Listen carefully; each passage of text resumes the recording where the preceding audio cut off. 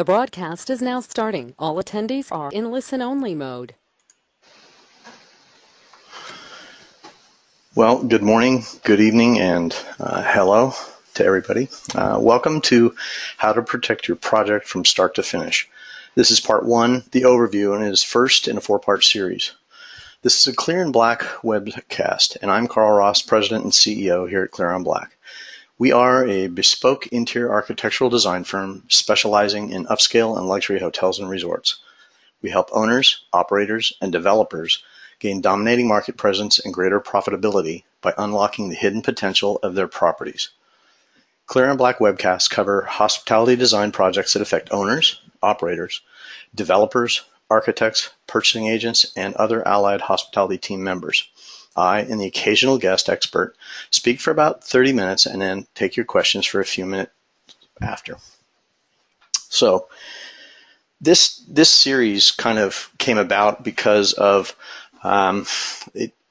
it's kind of a bit of a legacy. I've been working on in this industry for over 3 decades, and in that time, in that tenure, I've seen some really great projects with some really fantastic project teams, and I've seen some that are not so good.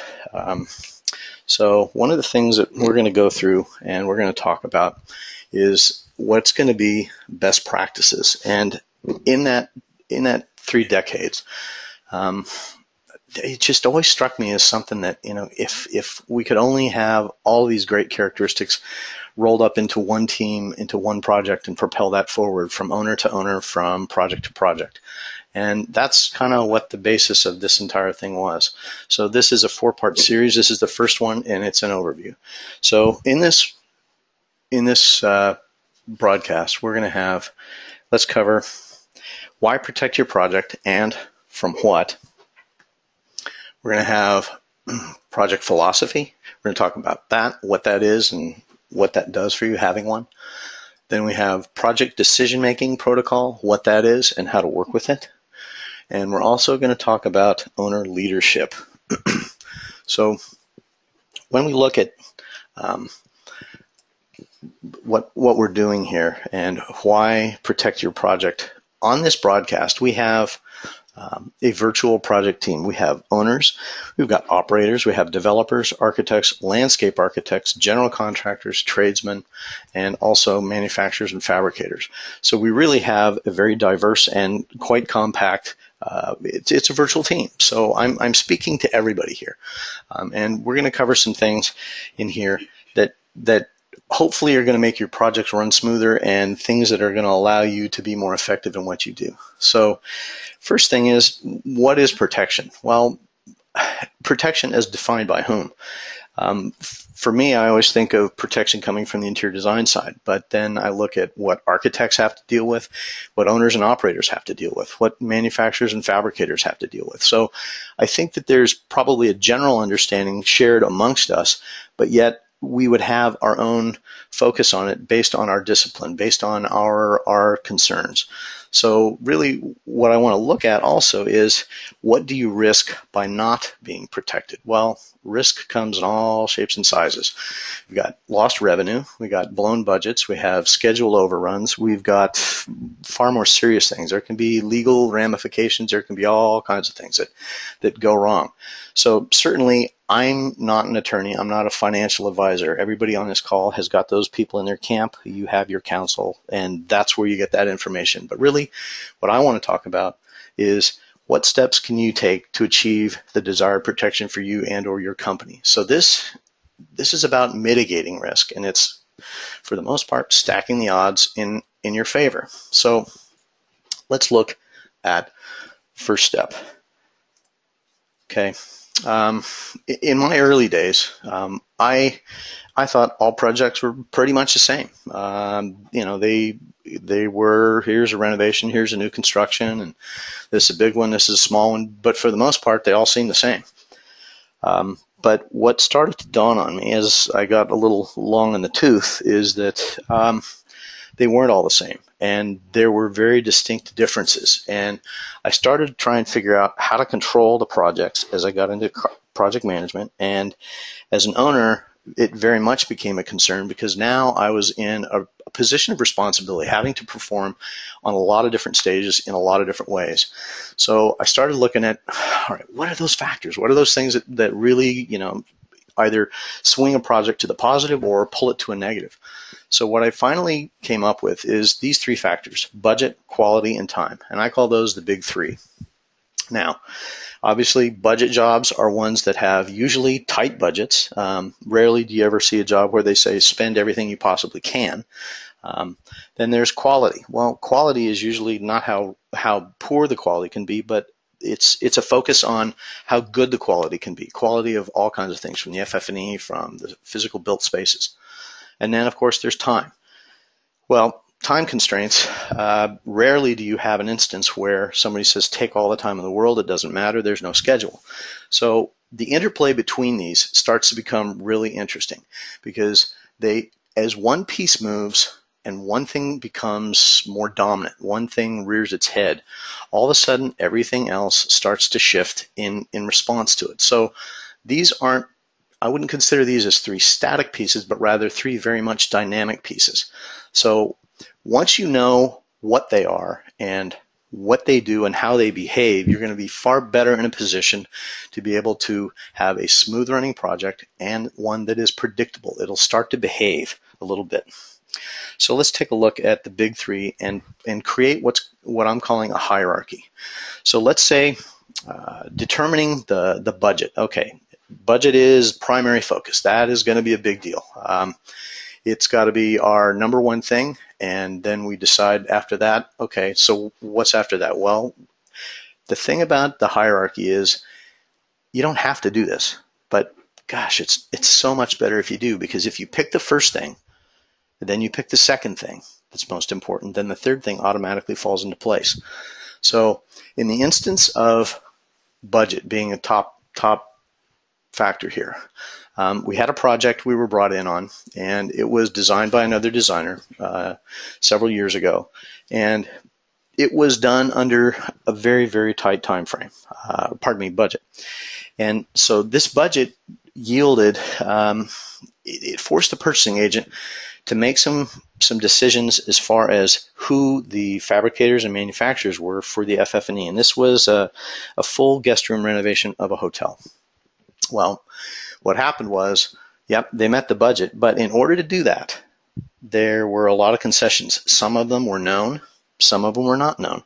They had prototypes, they had certain things done. Yep, looks great, it's all good.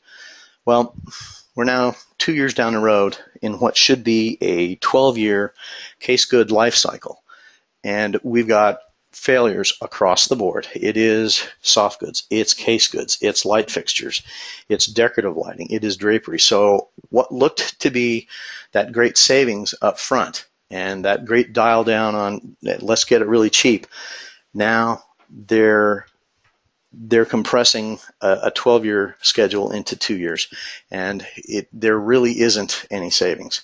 So if you're an owner and you are a fix and flip kind of group, this works great. It's a short-term solution. You can put lipstick on a pig and get it out the door, and it'll be just fine.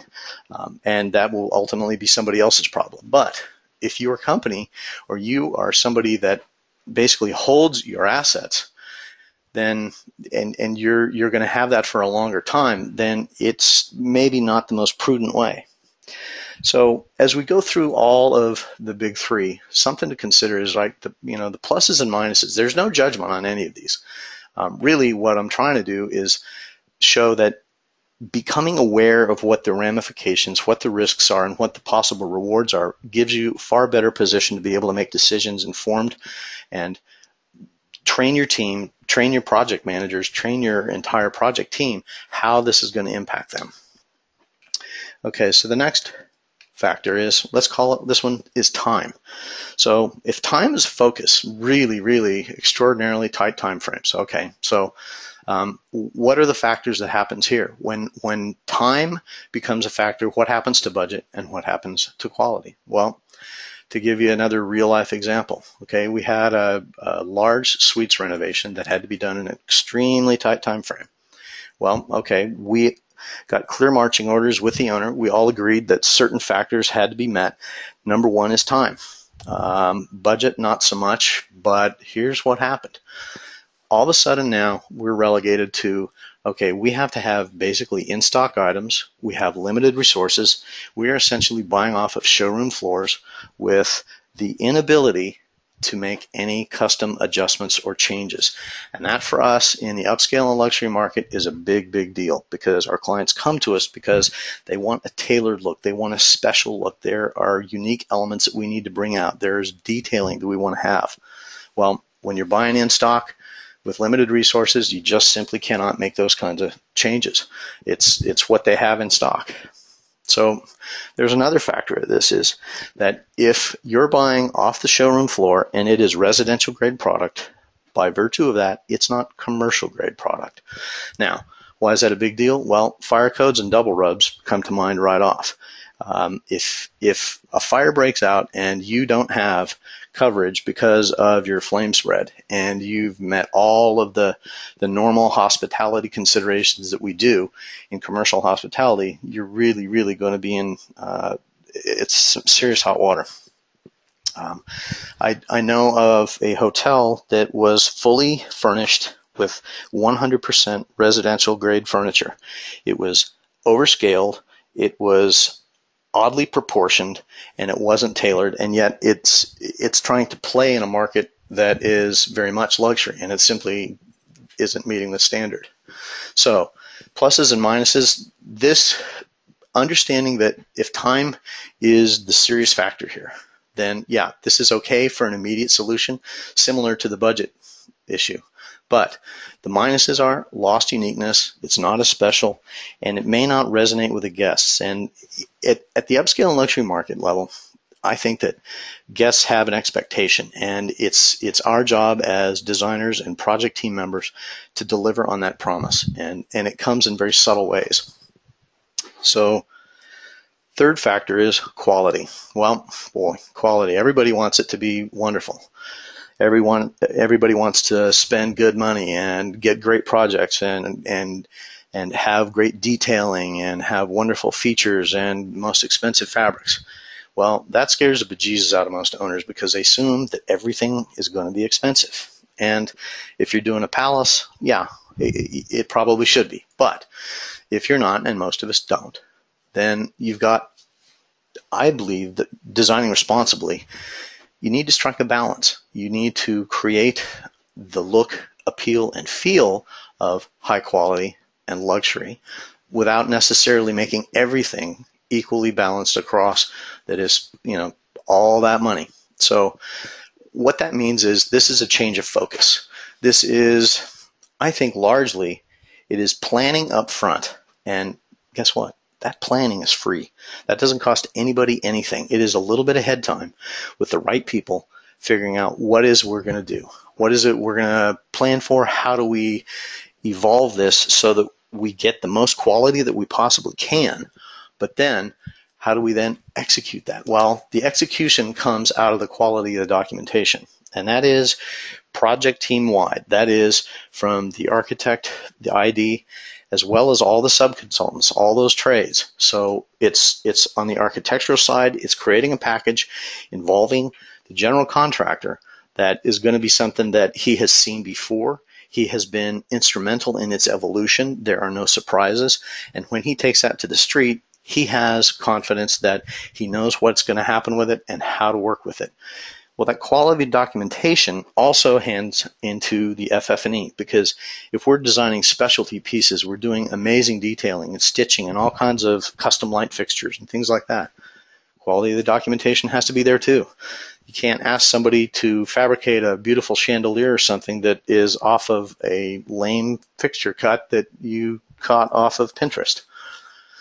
So an example of this is we did a project in South Florida that was straight out of the gate, wanted to be very, very high quality. Well, so the owner said, okay, we need to plan this. It was a really, really smart move, because what he did was he knew that the construction cycle and the planning cycle were going to be a little bit long. So what did he do with that time? Well, he started doing early buyouts on the materials, on the plumbing, on the fixtures, and the GC light fixtures.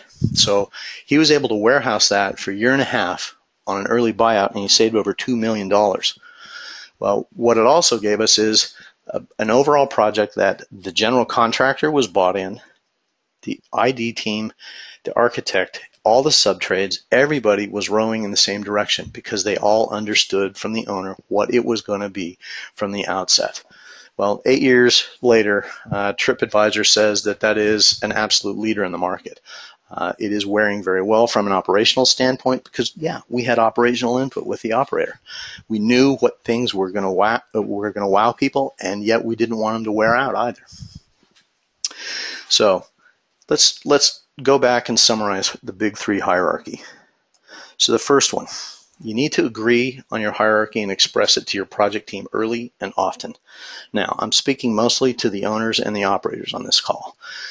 You all are in the driver's seat. You determine what is going on, and it is, whether it's a one person or it is your entire executive team, if you establish this hierarchy and express it to your team early and often, then as new consultants are brought on board, as subtrades are brought on board, as new elements are brought on board, it becomes the project mantra. It becomes what the marching orders for the entire project are. Second part, understand that it could change should issues arise, but overall, that hierarchy should remain as constant as possible. So the caveat is this: nobody but the owner can reshuffle the deck.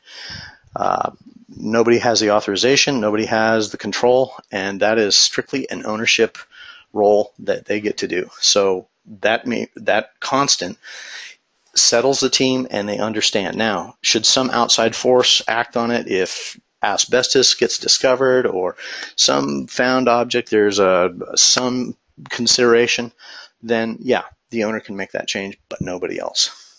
Third thing, knowing the hierarchy will assist you in hiring your consultants appropriately. And I started thinking about this. It's not so much just even the consultants, because sure, certain people in certain firms on the design side are geared to, they're better at budget. Well, some people are better at speed. It's time, it's a factor. Well, we already know that if budget's a factor or time's a factor, the other things are going to move. Well, the same thing with quality. So some firms are better at quality. Well, same thing goes for manufacturers and fabricators. Some people, they don't do large quantities. Some people do one-offs much better than big bulk orders. And some people are better at quality. Some people are better at time, and some people are better at the other pieces. So really what we want to do then is, now we're going to go to the second step of this project process, which is the project decision-making protocol. So what the heck is that? Well, it's subtle, it's sly, it requires a little bit of courage, some insight, and a little bit of humility and integrity. So first thing is, identify the decision maker on the client and operations side, and identify who the final decision maker will be. Identify the one. And it's not designed by committee. I think probably everybody on this call has seen design by committee as a recipe for slow-moving disaster. It's what happens is the group is not managed, decisions roll around, nothing gets done, and ultimately the time runs out, and you're left with, well, I guess since we have nothing left, we have to go with whatever we think the least horrible option is. Well, that's great, but it's honorable not to step on toes, but it really, in the long run, it hurts the team. So identifying the key decision maker at the outset and not wavering from that is super, super important. The other factor in this is that establish a decision-making protocol in terms of make sure that the decision makers and the stakeholders give 100% participation. If a decision maker, if the one can't be present, identify the second who will be able to step in and keep the project pace.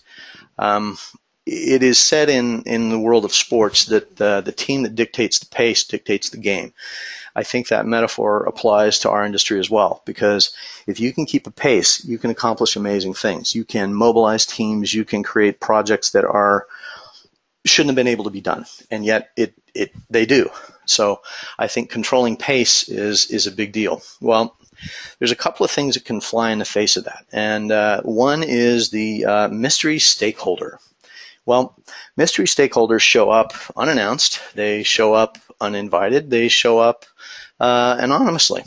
And we had a particular experience on a room renovation where it was a model room review and a mystery guest showed up. Only one person knew who it was, he.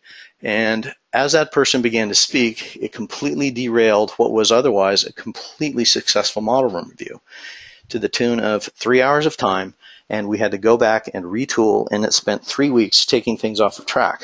Well, the ownership stepped in and expunged that effort, and we were happily and merrily on our way again. But mystery stakeholders are not a good thing. It's best to deal with them quickly and decisively. So identifying number two, that second stand-in person. This is the humility and the integrity part. As an owner or as a decider, your team is depending on you to make decisions. And they will respect it if you do, and they'll know it if you don't. And there are aspects to this that there's certain behaviors that just some things work and some things don't. We had an opportunity come up a number of years ago to do a promo presentation for a large renovation project here in LA. And so we went in, we had beautiful boards, we had this amazing presentation. It was fantastic. There were 7 executives from this ownership group. And as we began to present, all of a sudden one would get up and leave, come back, another one would get up and leave, and it was this rotating cycle of absentee clients. Well, at the end of the presentation, our 1 hour was up and done. Not one single person that we were presenting to in that key audience had seen the entire thing all the way through. Well, there was no continuity.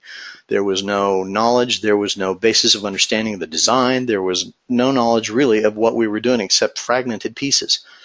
Well, the good news is we didn't get the project. And what that told me a lot about that company is their commitment level and their integrity level. And that was for us a pretty decisive moment. So when we look at the pieces of that, we're going to jump into what is in the next step, owner leadership. Now, owner leadership, this is a soft subject. It's a little bit of a rare topic, and as I look across the spectrum of projects that we've been involved with and the variety of different owners and different leaders, and I look at what are the characteristics, like what do the top people do? What are those elements that they do? And yeah, there's tons of books about it, and you see it, and you can plow through Amazon and you can find that stuff. But in real live application, things that touch us as designers, touch you as project team members. Well, first one is, there's probably 3 of these, and this is the first one. All right, these owners, these leaders, they are intellectually engaged in the project process, yet they resist the temptation to micromanage. They're not there to second guess. They're not there to trump somebody else. But really what they do is they trust the professional to do the professional's job. Implicit in this, to me, is understanding who you're hiring beforehand. And this goes back to a little bit of the element of, who's best suited for what kind of job. And that goes back into the quality and the hierarchy of the big 3. So when we look at the first one, they're intellectually engaged in the process, and yet they resist the temptation to micromanage. That imparts a level of trust to the team, and it tells people on a almost subliminal level, yeah, you're good, and we're expecting a lot from you. The second piece is these owners and these leaders seek new information, they seek new approaches and improvements, and they intuitively have the courage to push the envelope. They challenge convention. They want to break new ground. Now imagine you're on a project team, and if you're the owner and you walk in and you say, yep, this is what I want. My expectation is that we're going to do things that haven't been done before, haven't been seen before, and notice how that empowers everybody in the room. And that infectious attitude, that incredible inspiration and that trust starts to drive people to say, wow, I really want to do my best for that. We've had I could probably count on one hand the people on the client and ownership side that have really inspired me. And I'll tell you what, it energizes our entire team. It creates an atmosphere of really wanting to perform and to show off, almost like, hey, look at what we did for you. This is such a cool idea, and it is always appreciated. So third piece is these owners, these leaders, as their project visionaries, see the value of their asset as more about meeting and exceeding the expectations in the market for the guests than they are simply looking at raw costs of the asset. Yeah, there's always budgets. Yeah, there's always times. There's always quality issues. But what they do is they see a bigger vision. They start to see what the value in the long run is. And this more applies to the owners that have the philosophy of holding on to things and creating memorable things that are going to perform better financially. Well, what that does is when you look at all these pieces, and okay, so these three things alone, so how do these protect the project? Well, you're protecting it from the inside. What you've done is you've galvanized a team of people together. You've been able to pull together talent, skills, and a knowledge base that they all of a sudden become your primary lookout for problems on the horizon, things to thwart in the future, ways to document things so that they're not incomplete, ways to document things, to create budgets, to be able to develop a set of documents and a package and ultimately fabricate it so that they go through. Well, so when we have those, all right, they're engaged, they're seekers, they're visionaries. I'm going to give you two examples before we close here. One, we're going to call him Mr. Didn't Last. Well, on the project that we worked on with Mr. Didn't Last, he was very faithful. He for sure was at all the meetings, more so as a statue than anything else because he was completely mentally absent. There was no pace. There were no decisions being taken, and when they were, he either countermanded it or he said, well, we should probably talk to somebody else who was not present. Well, the end result was a project that very quickly started to spiral out of control. Disorganized, the consultants didn't know what was going on, there was no project management in place.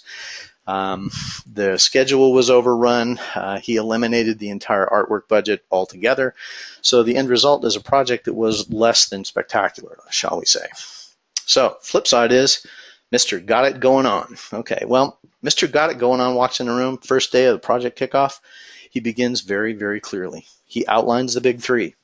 And that's not his term, that's my term, but that's exactly what he does. He walks in, he gives the big three, he creates the hierarchy, and then he begins to empower and show people that he trusts them.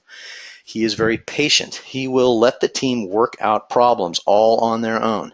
And then he sits quietly watching and listening, and then he says, okay, let's challenge that. And he challenges it in a positive way. Not, the intent is, let's make sure we're bulletproof before we go outside of this room.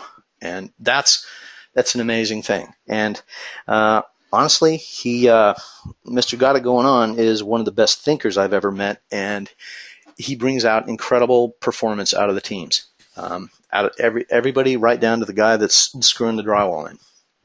So when we look at those pieces, I think what we're gonna do is let's just recap.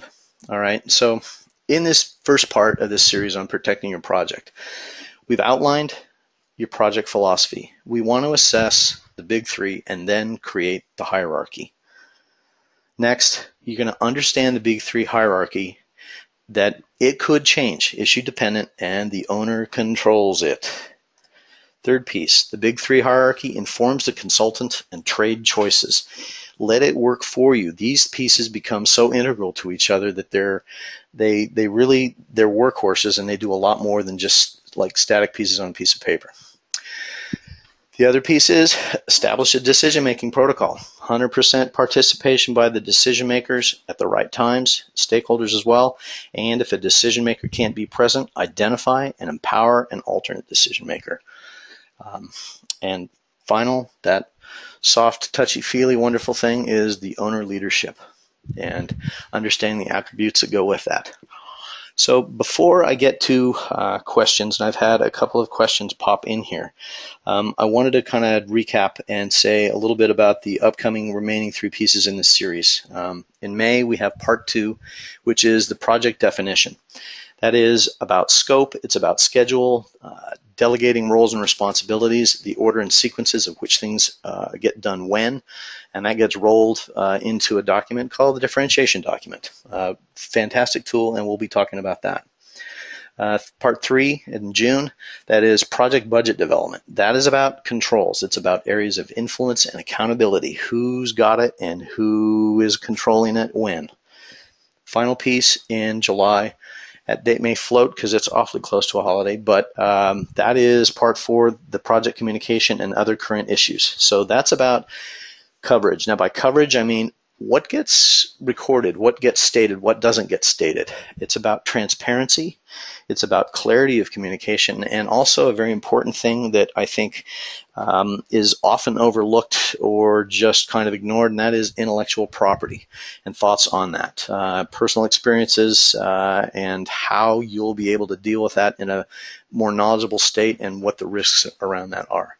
So I'm going to roll now to the Q&A and just see what we've got. Okay, is it really not possible to have the big 3 be equally in balance? Well, okay.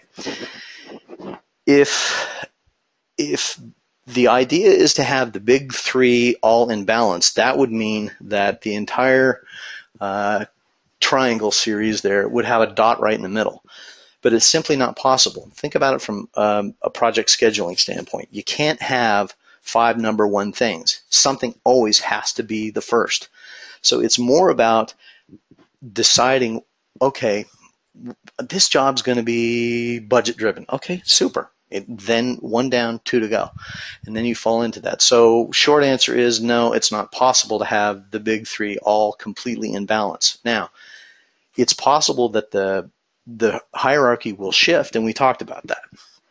So just understand that that's how you could how you can use that, the big 3 hierarchy.